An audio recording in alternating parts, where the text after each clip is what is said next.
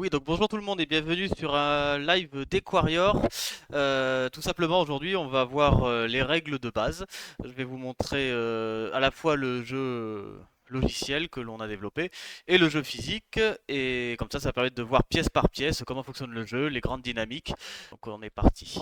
Donc le but du jeu c'est de capturer une pièce adverse. Cette pièce adverse c'est le dueliste qui est celle-ci. C'est un peu la pièce maîtresse du jeu, c'est-à-dire voilà, c'est vraiment la pièce à capturer pour pouvoir terminer la partie, à capturer ou à bloquer. Ça, on verra après. Il y a différentes nuances. C'est un jeu qui s'apparente, on va dire, dans la grande lignée des jeux d'échecs ou de ce genre de jeu, mais à la grande différence où quand même les pions sont en dehors de la grille au début du jeu. À savoir qu'à votre tour de jeu, ce sera à vous de placer le pion sur la grille ou alors de faire une action. Ça, ce sera à vous de voir selon les possibilités et votre stratégie. Il y a deux pièces d'attaque, deux pièces d'animation, deux pièces de protection et deux pièces de médiation.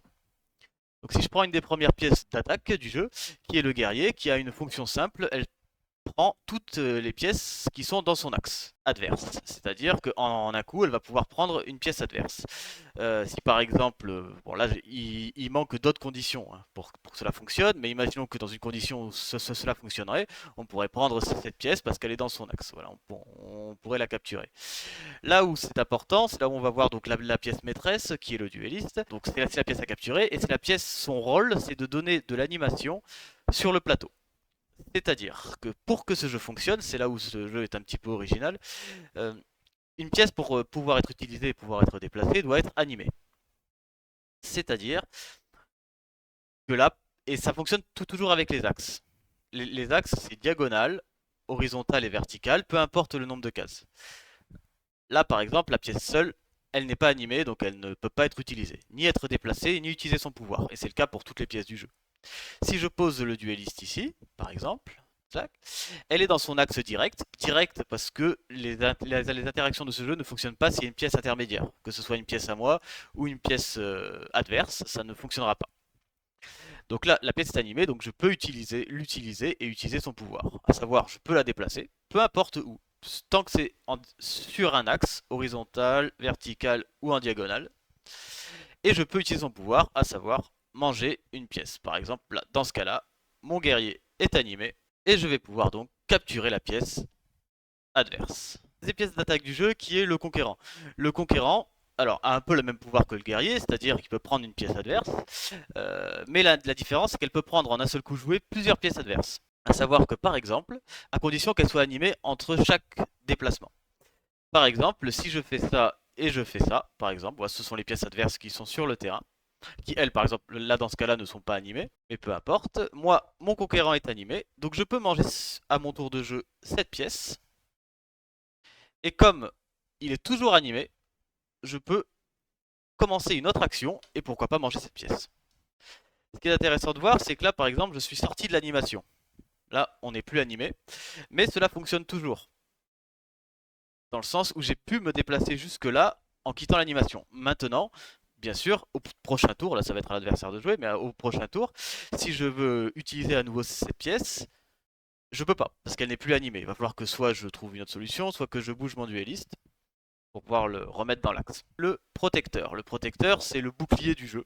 À savoir, en fait, elle protège toutes les pièces alliées qui sont dans son axe. Tout simplement, si je pose cette pièce-là, j'ai beau avoir en face, on va dire, allez, tac, le guerrier adverse qui est animé par son dueliste, donc il pourrait l'utiliser. Dans ce cas-là, si j'enlève cette pièce, eh ben, pourquoi pas, il peut venir prendre ma pièce et terminer la partie. Mais si mon protecteur est positionné par exemple comme ça, peu importe, tant qu'il est dans l'axe de la pièce, toutes les pièces fonctionnent avec la même règle, c'est des axes directs, peu importe vertical, horizontal, diagonale, et peu importe le nombre de cases, tant que c'est direct. Donc là, voilà, par exemple, et ben là, il ne pourra pas venir me manger ma pièce. Ça ne sera pas possible parce qu'elle est protégée par son protecteur. Petite règle intéressante sur le protecteur, c'est qu'elle ne se protège pas elle-même, par contre. À savoir que là, par exemple, je peux prendre le protecteur. Le protecteur, voilà, protège les pièces alliées qui sont dans son axe, à condition qu'elles soient animées, comme toutes les pièces du jeu, mais ne se protégera jamais elle-même. Deuxième pièce, on va dire, de protection du jeu, Mais cette fois-ci là, c'est une pièce qui fonctionne à l'inverse. C'est une pièce de protection, mais qui agit sur l'adversaire. À savoir que là, en plaçant cette pièce, je viens bloquer, on dit inhiber, mais l'idée est la même, les pièces adverses qui sont dans son axe. Donc là, par exemple, cette pièce, elle est inhibée, bloquée. Elle a beau être animée par son dueliste, on ne pourra pas l'utiliser.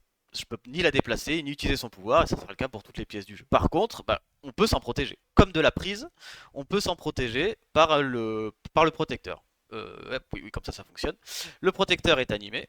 Ce protecteur protège donc les pièces qui sont dans son axe allié. Donc le dueliste est protégé, le guerrier est protégé, et donc, bah là, elle n'a plus d'effet. Le gouverneur ne peut plus inhiber cette pièce. Donc elle est de nouveau libre, et là pour le coup, si c'est au rouge de jouer, ils pourront venir et me capturer la pièce. Il y a une autre pièce avec une règle simple qui est le conseiller. Le conseiller, une pièce redoutable, extrêmement pratique, qui permet de sortir de beaucoup de situations complexes et bloquantes. La règle, c'est qu'elle force l'adversaire à intervertir sa pièce d'animation avec cette pièce. Sa pièce d'animation, je précise pièce d'animation et pas dueliste, parce qu'après on verra qu'il y a d'autres pièces qui peuvent avoir le rôle, on va dire, du dueliste, sans être le dueliste forcément. Prenons le dueliste, c'est le plus simple, par exemple, et même je vais le protéger, parce que, par contre, le conseiller, le pouvoir du conseiller surpasse celui de la protection. Donc là, par exemple, allez, on va faire une situation un peu plus complète. Voilà, on va faire comme ça. J'ai posé, donc les rouges ont leur protecteur dans l'axe de leur dueliste, donc le dueliste est protégé. Et les noirs ont un guerrier dans leur axe qui est donc actif et qui peut utiliser son pouvoir ou interagir sur le jeu. Donc si c'est aux noirs de jouer et qu'ils posent leur conseiller ici, cela va tout simplement forcer l'adversaire à intervertir sa pièce d'animation, donc là en l'occurrence le dueliste, avec cette pièce. Donc voilà, c'est à son tour de jouer. Là où c'est un peu vicieux, on va dire, c'est qu'il perd son tour. Donc c'est une pièce très, très dangereuse et il faut savoir, faut savoir s'en protéger. Et pour cela, étant donné que le protecteur ne fonctionne pas, pour s'en protéger le mieux, c'est de bien toujours vérifier les axes, toujours voir est-ce qu'il peut poser ou pas un conseiller à un endroit qui nous mettrait, on va dire, en danger ou pas. Donc tout simplement, là, bah là voilà, donc j'ai interverti, il a perdu son tour, donc je peux, voilà, le prendre et terminer la partie. Donc d'une partie qui semblait pourtant, on va dire, stable, où il était protégé, oui, il y avait rien, il y avait aucune menace qui le mettait directement en danger. Juste en un seul coup, en posant le conseiller, je peux terminer la partie. Et ça peut arriver dès le début de la partie. C'est même souvent au début de la partie qu'il est le plus dangereux. Il est utilisable tout au long de la partie, mais au début de la partie, étant donné qu'il y a très peu de pièces sur le terrain, il y a beaucoup d'axes qui sont ouverts, on va dire. Euh, et donc si on fait pas attention et qu'on met son dueliste un petit peu n'importe où, on peut très vite se faire piéger. Est-ce que tu conseilles d'anticiper chaque coup comme aux échecs? On peut anticiper des coups, après c'est pas... Étant donné qu'on sait pas vraiment ce que l'adversaire va faire entre poser une pièce, déplacer une pièce, jouer un coup, etc. C'est un petit peu compliqué en tant que débutant en tout cas, mais oui, dès qu'on commence à avoir un petit peu d'expérience dans le jeu, il est tout à fait possible d'anticiper ou en tout cas de voir une potentielle faille que l'on a laissée sur le terrain qui peut être tout à fait aussi laissée de manière volontaire. On peut se dire, bah là je laisse une petite ouverture, comme ça il va peut-être pouvoir, il va peut-être vouloir se décaler là ou essayer ça, et puis justement pouvoir profiter de cette ouverture. Notamment avec le conquérant, ce qui est intéressant, c'est que on peut se dire, bah, s'il va placer une pièce là, bah, ça peut me permettre de gagner la partie. Parce que bah, s'il place une pièce à tel endroit, je vais pouvoir sauter de pièce en pièce tout en restant animé à chaque saut. Tout à fait possible d'anticiper, c'est même ce qui est le plus intéressant. Pas forcément évident au début, forcément, mais comme aux échecs, bien sûr. Mais oui, c'est intéressant. Alors, qu'est-ce qui nous reste comme pièces que l'on n'a pas vues? Bah, les deux dernières pièces, qui sont des pièces, on va dire, simples dans les règles, franchement, elles sont pas compliquées, mais qui créent des situations plus complexes sur le plateau, euh, avec, on va dire, des combinaisons qui se multiplient, qui peuvent se multiplier pas mal. Donc, on va prendre par exemple le pèlerin. Le pèlerin, c'est cette pièce-là. C'est une deuxième pièce dans la colonne des animations. Elle a tout simplement le rôle de prendre, enfin la fonction de prendre le rôle de toutes les pièces alliées qui sont dans son axe, à condition d'être animées toujours. Ça c'est une condition obligatoire pour toutes les pièces. Par exemple, là voilà, si on fait ça, bon là On a notre dueliste, on a notre guerrier, ils sont dans l'axe, donc lui est animé, mais il n'est pas dans l'axe du dueliste adverse. Il n'y a aucun axe, ni diagonal, ni vertical, d'aucune manière où on pourrait venir le manger dans l'état actuel. En plaçant le pèlerin, qui prend donc le rôle de toutes les pièces alliées qui sont dans son axe, on le place là par exemple. Voilà. Je vais rajouter encore une petite chose, ça va me permettre d'expliquer une deuxième règle aussi. Hop là, non, c'est pas ça que je voulais changer. Voilà, on va faire ça. Donc, donc là, par contre, c'est celle-ci que j'ai posée. Le conquérant est juste pas animé, donc là, je peux pas l'utiliser, je peux rien faire. Elle est pas dans l'axe de son dueliste. Donc, en posant le pèlerin, il prend donc le rôle de toutes les pièces qui sont dans son axe, à savoir, il prend le rôle de dueliste, il prend le rôle de guerrier et il prend le rôle de conquérant. Étant donné qu'il prend le rôle de guerrier, il m'est tout à fait possible de venir après, au tour d'après, à condition que le joueur rouge, bien sûr, n'ait pas anticipé cela, de venir capturer la pièce et terminer la partie parce qu'il est guerrier. Et il est à la fois conquérant aussi, donc ça peu importe, c'est les deux pièces d'attaque de toute façon. C'est des pouvoirs qui sont en lui. De base, elle n'a aucun pouvoir, voilà, c'est un peu l'image du miroir qui va prendre le pouvoir de toutes les pièces qui sont dans son axe. Là, pourquoi j'ai rajouté cette pièce? Tout simplement parce que là, elle n'était pas animée, et en faisant ça, bah, en fait, celle-ci, comme elle devient dueliste, elle sert un peu de pont d'animation, et voilà, et vient animer cette pièce. Maintenant, cette pièce est animée, et je peux m'en servir, je peux la déplacer, je peux utiliser son pouvoir. Il n'y a plus aucun souci. Ce jeu existe en format 4 joueurs et 8 joueurs. Dans un premier temps, il va être en vente à peu près en même temps que le jeu de joueurs qui sort fin juillet. Donc, il y aura aussi le jeu 4 joueurs qui va sortir, je pense plus ou moins en simultané, ou de toute façon il y aura les informations sur les réseaux sociaux et sur les différents réseaux sociaux. En 4 joueurs, en 8 joueurs, c'est tout à fait aussi possible. Mais on va, voilà, il faudra un petit peu plus de temps parce que c'est vraiment un plateau qui est beaucoup plus grand. Et déjà celui-ci, on est sur un plateau de 60 x 40. Le plateau 4 joueurs, on est sur du 70 par 70, si je me souviens bien. Et le 8 joueurs, on est 90 par 90. Donc ça devient vraiment un grand plateau parce que bah, tout simplement c'est le nombre de cases qui change. Là on est sur un 8 x 8, le 4 joueurs on est sur un 10 x 10 et si je me trompe pas le 8 joueurs on doit être sur un 12 x 12 je crois. Donc forcément, avec les zones extérieures, bah, ça agrandit le plateau. Donc ça, voilà, c'est un peu plus complexe, il faut plus de pièces, il faut voilà, forcément un emballage spécifique, etc.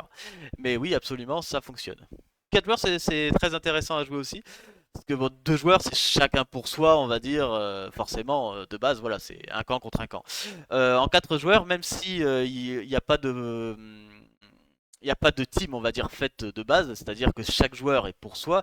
Il y a forcément, on va dire, pas des clans, mais des arrangements qui se font en cours de partie pour pouvoir justement avancer. Et donc ça crée encore plus de combinaisons forcément entre les joueurs, etc. Ça arrivera, le jeu 4 joueurs sera aussi disponible sur le jeu en ligne, mais pour l'instant on est seulement sur le jeu de joueurs. La dernière pièce, celle-ci je vais la laisser là. La dernière pièce qui est l'alchimiste. C'est la deuxième pièce du jeu qui est capable de prendre le rôle de plusieurs autres pièces. Mais à la différence du pèlerin, la pièce en fait prend le rôle de toutes les pièces, de toutes ces pièces, toujours de ses propres pièces, mais qui ont été prises par l'adversaire. Et de manière cumulative aussi, comme le pèlerin. C'est-à-dire, imaginons que l'adversaire m'ait pris allez, le guerrier et le protecteur. Donc, en posant son alchimiste, qu'il soit posé avant ou après, peu importe, mais voilà, avec l'alchimiste sur le terrain, cette pièce devient guerrier et protecteur. Donc là par exemple, en étant guerrier, bah, on peut venir. Donc là, il est guerrier protecteur, donc il protège son dueliste. Son dueliste ne peut pas être mangé. Par exemple, hop là, si je fais ça, le rouge ne peut pas venir capturer le dueliste bah, parce que il est protecteur. Et si c'est au noir de jouer, et ben étant donné qu'il est guerrier, il va pouvoir hop, venir manger la pièce. C'est une pièce aussi très puissante parce que bah, contrairement au pèlerin qui a besoin voilà, d'avoir les pièces dans son acte, d'être animée, etc. Celle-ci a aussi besoin d'être animée, mais par contre elle a le pouvoir de toutes les pièces qui ont été prises par l'adversaire sans condition. Là où elle est aussi intéressante, cette pièce, c'est qu'elle peut permettre de prolonger la partie. Parce que étant donné que bah, la règle elle est scalée, elle prend le rôle de toutes les pièces alliées qui ont été prises par l'adversaire. Donc imaginons qu'on soit dans cette configuration. Allez, on va le mettre là. Tac, tac. Et je ne l'ai pas mis là par hasard, je vous expliquerai après pourquoi. Imaginons qu'on soit dans cette configuration et que ce soit au rouge de jouer et qu'il me capture le dueliste, comme ça, paf, on aurait pu dire bah, c'est fin de la partie parce que bah, le dueliste adverse le noir a été capturé, donc normalement fin de partie. Mais là, c'est pas du tout ce qui s'applique dans ce cas-là, parce que bah, l'alchimiste qui prend le rôle des pouvoirs, le rôle et les pouvoirs des pièces qui ont été capturées, et bah, prend le rôle de dueliste. Donc la partie n'est pas terminée et et peut se poursuivre. C'est un peu un joker, une deuxième vie, mais qui la rend aussi extrêmement dangereuse, parce que justement, imaginons qu'elle ait ces trois pouvoirs-là, qui sont pas forcément les pouvoirs les plus dangereux, je suis bien d'accord, mais imaginons qu'elle ait rien que ça, et bah, elle est capable d'elle-même de se déplacer, que les autres pièces ne peuvent pas. Elles doivent être animées pour se déplacer, mais là c'est pas le cas. Elle va pouvoir continuer la partie, et là, en accumulant le pouvoir des pièces, elle peut se déplacer d'elle-même et venir manger qui elle veut sans aucune autre condition. Oui, et si je l'avais mise là, c'était pas tout à fait par hasard non plus, parce qu'il y a quand même une condition, parce que sinon la pièce était un petit peu trop, on va dire, trop cheatée dans un sens où on aurait eu trop tendance dès le début de la partie, on va dire, à la mettre dans un coin du jeu où elle serait absolument pas en danger en se disant, bah comme ça, s'il vient manger mon dueliste, bah dans tous les cas la partie est pas terminée parce que j'ai toujours mon joker qui est sur le terrain et donc ça donnait trop la situation où on posait directement l'alchimiste sur le jeu sans vraiment aucune stratégie derrière à part le fait de se dire ouais super si on vient me capturer si on vient me capturer mon dueliste bah, il aura encore cette pièce à attraper. Donc la règle est simple, pour pouvoir récupérer les fonctions du dueliste s'il se fait capturer, elle doit être animée au moment de la prise du dueliste. Donc là, si elle est comme ça par exemple, et je me fais prendre, et ben là c'est fin de partie. Celle-ci ne prend pas le rôle du dueliste, mais si elle est là, ou peu importe l'axe, après comme je l'ai dit, les animations, comme tous les pouvoirs des pièces, fonctionnent par axe, que ce soit horizontal, diagonal ou vertical. Donc qu'elle soit là ou qu'elle soit là ou peu importe. Là, si on vient me capturer, ah, il y a cette pièce qui était là. Elle était animée au moment de la prise du dueliste. Donc la partie se poursuit. Et dans ce cas-là, elle prend bien le rôle du dueliste et des autres pièces. Bon, ben on va pouvoir faire une petite partie. Je vais faire une petite partie contre l'IA. On va faire ça comme ça. Et après, s'il y a quelqu'un d'entre vous qui a le jeu, qu'il soit expérimenté ou pas, hein, je vais pouvoir, on va dire, on va pouvoir faire des parties l'un contre l'autre. Alors, petite partie contre l'IA. Voilà. Comme je l'ai dit au dernier live, c'est un jeu qui est en alpha pour l'instant, qui bientôt passera en bêta quand les plus gros bugs seront corrigés, mais on rencontre encore des bugs en partie, des règles qui sont pas tout à fait, on va dire, bien appliquées, étant donné qu'il y a beaucoup d'interactions, beaucoup entre les pièces, c'est pas forcément toujours facile à mettre en place. Donc on rencontre des bugs, on rencontre des petits bugs oui, dans l'arbitrage, dans l'algorithme, dans l'IA aussi qui parfois a des petits soucis, mais ça c'est corrigé au fur et à mesure et c'est pour ça que c'est une alpha, c'est pour ça que le jeu est absolument gratuit, donc vous pouvez le partager autour de vous pour toute personne qui aime les jeux de stratégie. Et c'est pour ça aussi que le Discord existe. Cela permet voilà, de récolter un maximum toutes vos remarques, toutes vos idées d'amélioration, voilà, tout ce qui vous passe par la tête autour du jeu et de son développement. Surtout, bah, de manière générale, mais surtout sur l'application. Sur l'application web en ligne et aussi de reporter voilà si vous voyez un bug ou une incompréhension au niveau des règles parce que c'est pas forcément un bug parfois voilà il y a des règles qui sont un petit peu plus compliquées à assimiler vous postez sur le Discord tout ça et ça va permettre de vous expliquer la situation ou de corriger les bugs si il est nécessaire de le faire. Donc surtout, n'hésitez pas, c'est vraiment le but de l'alpha. Elle est là pour ça, c'est vraiment un jeu que l'on veut créer voilà, autour d'une communauté. À 8, comment on joue? Donc oui, il y a le jeu 4 joueurs et le jeu 8 joueurs, comme je le disais tout à l'heure. C'est les mêmes règles. C'est strictement les mêmes règles, c'est chacun pour soi, joueur après joueur, poser une pièce, faire une interaction, etc. Bien sûr, il y aura beaucoup plus d'interactions sur le terrain, beaucoup plus de possibilités, beaucoup plus de choses à surveiller, donc ça peut être un petit peu prise de tête, surtout à 8 joueurs, ça c'est sûr. Déjà 4 joueurs, il y a vraiment moyen on va dire, de se fouler, de se fouler à ménage, mais à 8 joueurs, c'est encore démultiplié. Donc voilà, donc c'est chacun pour soi, chacun va avancer, va essayer de voir vers quel joueur attaquer pour trouver voilà les points faibles. Soit après, et après c'est la stratégie de chacun. Est-ce que d'abord se débarrasser, on va dire, des joueurs les plus faibles, en tout cas qui ont un moins bon positionnement sur le jeu au départ, Ou alors plutôt s'attaquer justement à des joueurs qui ont l'air plus costauds et se dire bah ceux-là on verra plus tard. Mais en tout cas voilà, le principe c'est que chacun est pour soi, mais voilà de manière tacite, forcément c'est ce qu'on a remarqué, et c'est tout à fait logique, c'est un jeu de guerre donc il y a des alliances qui se créent, des alliances entre guillemets, voilà, des alliances on va dire silencieuses. On peut retrouver en tout cas cette possibilité de s'allier entre guillemets à d'autres joueurs pour pouvoir en attaquer ou en déstabiliser un autre. Alors, petit jeu contre l'IA. L'IA est quand même plutôt très efficace. Elle fonctionne bien, elle est toujours en développement, mais elle marche quand même plutôt pas mal. Ce qui fait que voilà, pour les joueurs débutants, elle va être quand même être assez coriace et assez compliquée à vaincre. Donc ça va pas être super pratique pour les débutants, mais très prochainement, c'est un des prochains postes de développement juste après, on va dire, la résolution de quelques bugs qu'on a pu trouver, notamment lors des derniers streams en faisant des parties. Il va y avoir une IA progressive, on pourra choisir la difficulté. On a trouvé une solution assez simple pour mettre ça en place. Et on pourra choisir donc un niveau facile où elle va voilà, jouer, on va dire, assez facilement contournable et pas en tout cas pas les coups les plus dangereux. Et de facile à moyen à difficile jusqu'à une version experte où là, vraiment, comme elle est là maintenant. Donc, je commence. Allez, je vais poser mon guerrier. Je vais expliquer les règles au fur et à mesure de chaque pièce.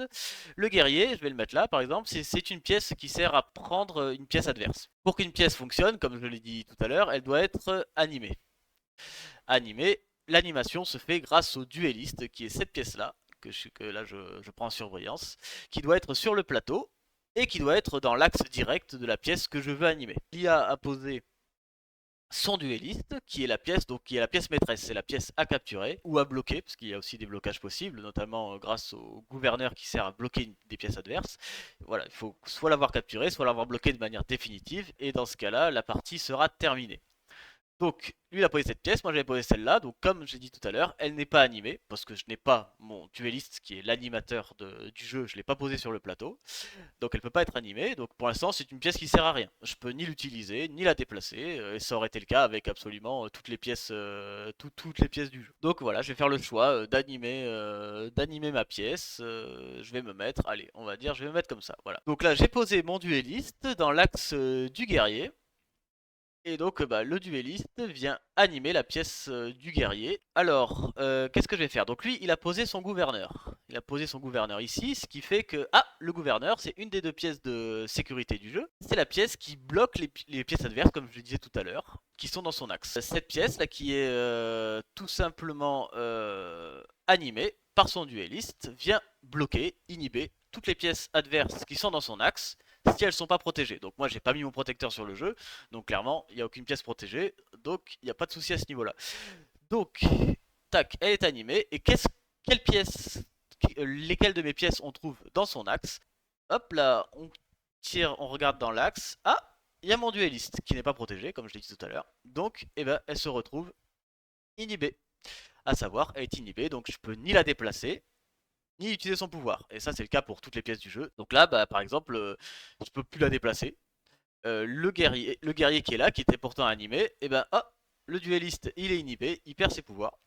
Donc il n'anime plus le guerrier, donc le guerrier là n'est plus animé, donc je peux plus m'en servir. Donc là j'ai pas le choix, je peux rien faire à part poser une pièce. Donc là ça va être à moi de poser une pièce.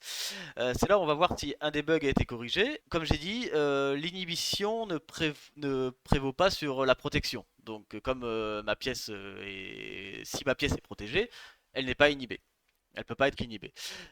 Et on avait justement rencontré ce bug lors des dernières parties, à savoir que bah, la protection n'était pas plus forte que l'inhibition, donc la pièce restait inhibée même si elle était protégée. Donc c'était un petit peu le souci qu'on avait. Donc en principe, en posant le protecteur ici, hop, je viens protéger cette pièce et protéger cette pièce. Qu'elles sont tous les deux dans son axe, elle est animée, mais est-ce que ça fonctionne? Et non, mais en principe, voilà, c'est la règle. Mais voilà, il y a encore des petits bugs voilà, qui sont. On s'en est rendu compte que vendredi dernier de celui-là, donc ça fait pas une semaine. Comme on a rencontré durant le dernier live, au moins 3-4 bugs. Ils n'ont pas encore tous été fixés. Donc lui, il a décidé de protéger son gouverneur. Dans l'état actuel des choses, le protecteur ne protège que contre la prise, on va dire, mais pas contre l'inhibition, ce qui n'est pas normal. Mais bon, on va faire comme si. Le seul moyen, là, on va dire, dans l'état actuel du développement de me protéger contre l'inhibition, ça va être simplement de mettre une pièce intermédiaire. Pour l'instant, je vais bloquer en mettant, allez, on va mettre mon conquérant, on va le mettre là. Au moins, comme ça, c'est le conquérant qui se trouve inhibé par le gouverneur, paf, dans son axe. Donc celle-ci est bloquée.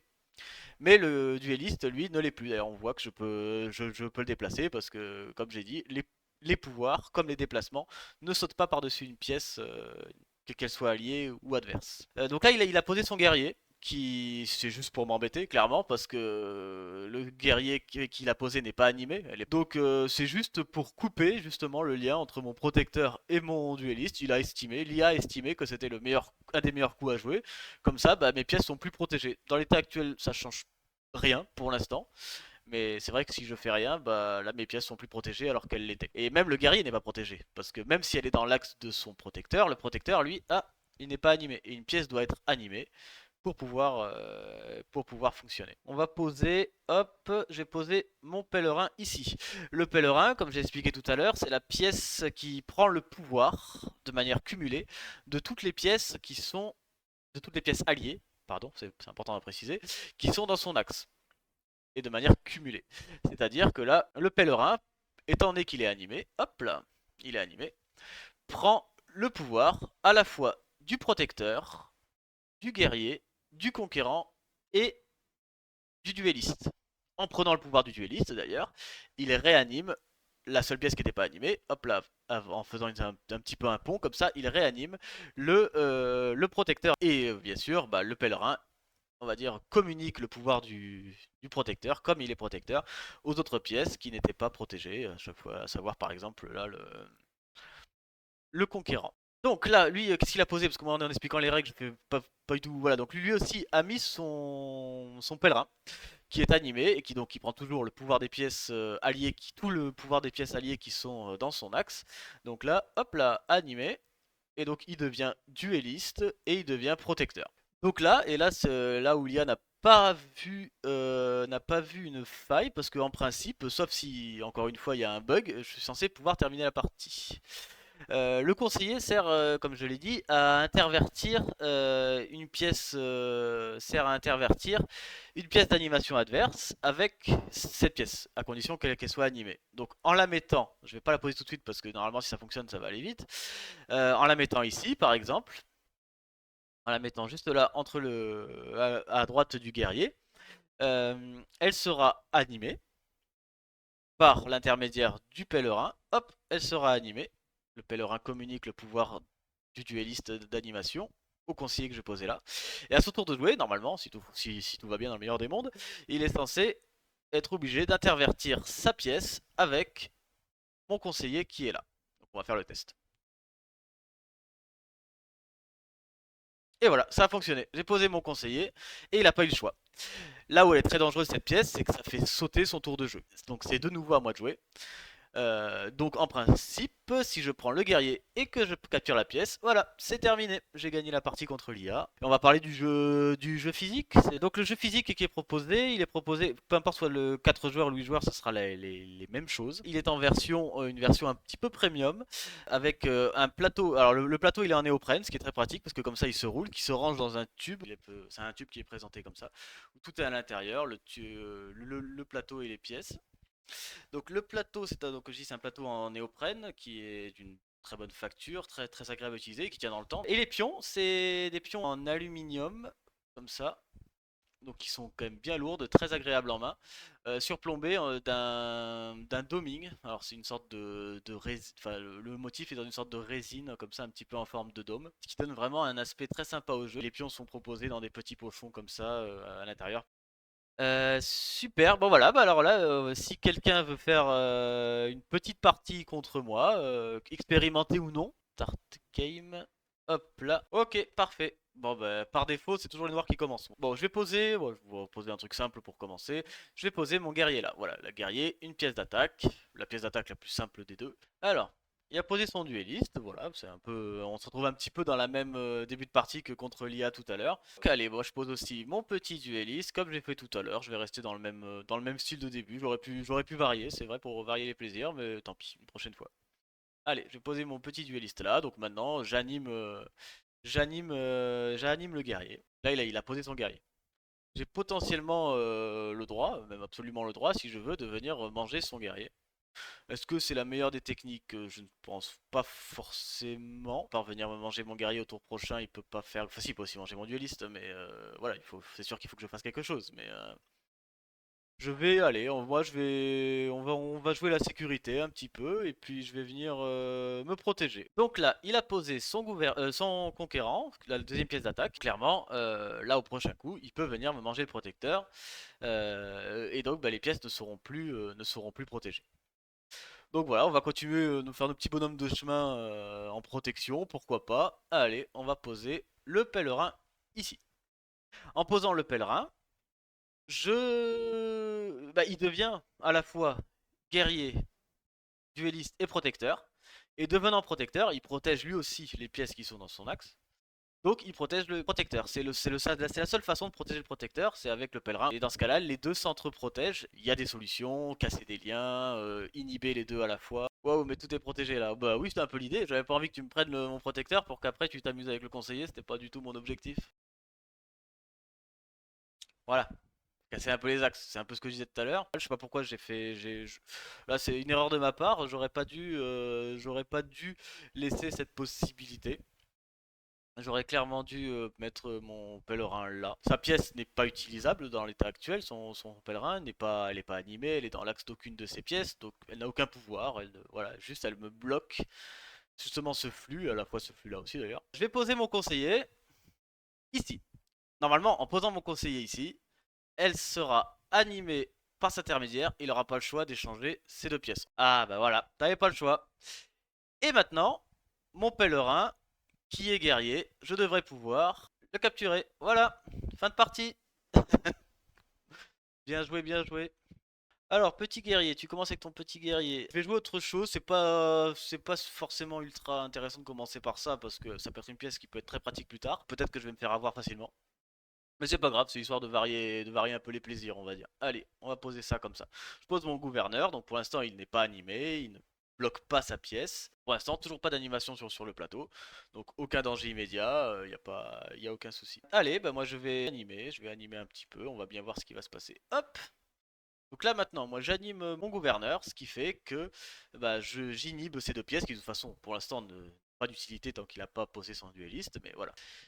Alors, il a aussi animé, donc là, il anime ces deux pièces. Alors là, on est sur un cas de figure un petit peu particulier, où on a les deux gouverneurs qui s'opposent. Quand deux gouverneurs s'opposent, ils s'inhibent l'un l'autre. Mais je n'inhibe plus son guerrier. Allez, j'ai posé mon guerrier. Voilà, comme ça, je mets un petit peu... On va pas dire, parce qu'on ça n'a rien à voir avec ce jeu, mais bon, on va dire un peu en échec son dueliste. Ce qui fait que là, s'il ne fait rien ou qu'il ne fait... Voilà, je peux le prendre au prochain coup. J'ai pas du tout calculé ça. Absolument. Oui, oui, oui. Oui, oui, bah oui, absolument. J'ai pas du tout calculé ça. Oui, non, j'ai pas. Oui, bah oui, je l'ai mis dans l'axe de son guerrier, alors que j'ai dit en plus tout à l'heure que son guerrier il pouvait fonctionner. Bon, bah c'est pas si je vais me protéger, comme ça peut-être que je vais pouvoir éviter de me faire prendre au tour prochain par son guerrier, ça sera déjà ça de gagner. Ok, alors tu poses quoi? D'accord, ouais, très bien. Ah ouais, bah oui, bah, j'avais carrément pas vu cette possibilité, j'avais pas vu ça. Oui, bah oui. On est cette fois-ci là sur une fin de partie dans l'autre sens, c'est très beau, très très beau. Donc là, j'ai pas le choix, je dois intervertir avec son conseiller.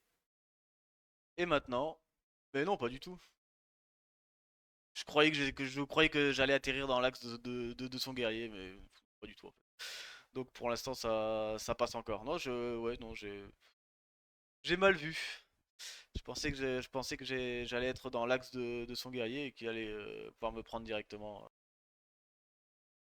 Ok, alors là, qu'est-ce qu'on a? On a un petit pèlerin. Le pèlerin, il est quoi? Ça, c'est la question qu'on doit se poser à chaque fois. Il est animé, oui. Donc, quel pouvoir il a? Le pouvoir de toutes les pièces alliées qui sont dans ses axes. À savoir, bah, il est dueliste. Bah, en étant animé, c'est normal. Et après, il est guerrier. J'ai pas mille solutions pour m'en sortir. Là, pour le coup, le protecteur n'est plus accessible tout de suite. Donc, on va pas faire ça comme ça pour le moment.